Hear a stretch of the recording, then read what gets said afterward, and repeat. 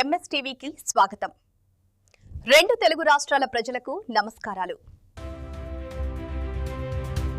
Welcome to MSTV. ఈరోజు భూపాలపట్నం మరి సర్పంచ్గా గెలిచినటువంటి తోలేపు స్వప్న గారు మరి కలవడానికి వచ్చాము.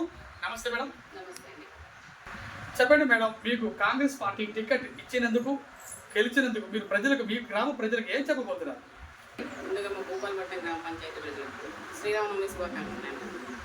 కాంగ్రెస్ పార్టీ తరఫున టికెట్ వచ్చినందుకు ప్రత్యేకించి పాయం వెంకటేష్ గారు, మా ఎమ్మెల్యే గారికి కృతజ్ఞతలండి, ప్రత్యేక ధన్యవాదాలండి.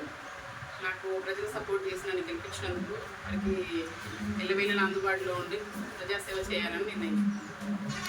కృషి చేసిన గ్రామ ప్రజలకు, నాతోటి కాంగ్రెస్ కార్యకర్తలకు, కాంగ్రెస్ పార్టీ సీనియర్ నాయకులకు, మా పిరపాక నియోజకవర్గ ఎమ్మెల్యే గారికి, పాయం వెంకటేశ్వర్ల గారికి ప్రత్యేక ధన్యవాదాలండి.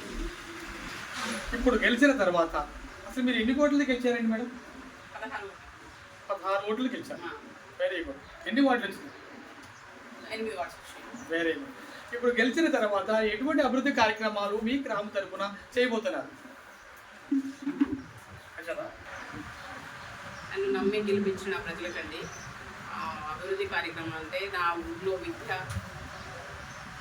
పాఠశాల అభివృద్ధి కోసం అయితేనేమి, గ్రామ పంచాయతీ అభివృద్ధి కోసం నేను కృషి చేస్తానండి. ముందుగా వాళ్ళకు మంచినీటి ఇబ్బందులు లేకుండా చూసుకుంటానండి. ప్రతి ఇంటికి నల్లా కనెక్షన్ ఉండేలాగా. తర్వాత మా పంచాయతీ వచ్చేసి పైలట్ ప్రాజెక్ట్లో ఇందిరమ్మ ఇల్లులో పైలట్ ప్రాజెక్ట్ సెలెక్ట్ అయిందండి. 65 ఇల్లు ఇచ్చారు. 65 ఇల్లు కూడా పూర్తయ్యే దశలో ఉన్నాయండి. గతంలో నేను పాఠశాలలో పనిచేస్తానండి. 3 సంవత్సరాలు పనిచేస్తానండి. తర్వాత రిజైన్ చేసేసి పార్టీలో 3 సంవత్సరాలు చేశానండి. మీకు రాజకీయాలు రావాలని ఎందుకు అనిపించింది?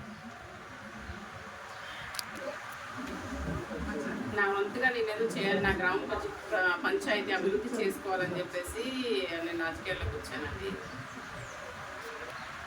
రేవంత్ రెడ్డి గారు 6 గ్యారెంటీస్ ఇచ్చారు కదా, ఆ 6 గ్యారెంటీ మీ గ్రామానికి ఎటువంటి ఏమైనా అందినాయా అన్నారు?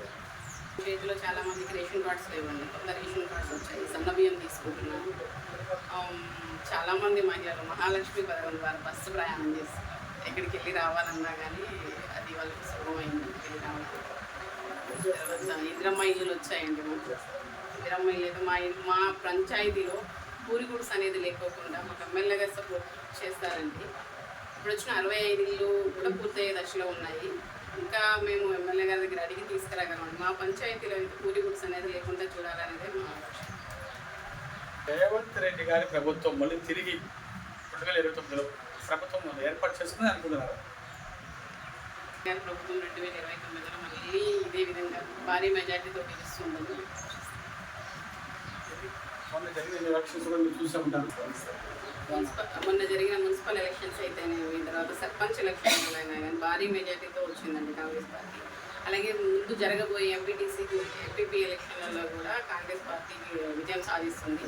అలాగే 2029లో జరిగే ఎలక్షన్లో మళ్ళీ రేవంత్ రెడ్డి గారు సీఎంగా వస్తారు. స్వప్న సర్పంచ్ గారు ఎంతో చాకచక్యంగా కాంగ్రెస్లో మెజారిటీతో గెలిచి నా వంతుగా ఈ గ్రామానికి మేలు చేయాలి, అభివృద్ధి కార్యక్రమాలు పరచాలని నేను రాజకీయంలోకి వచ్చానని చెప్పారు.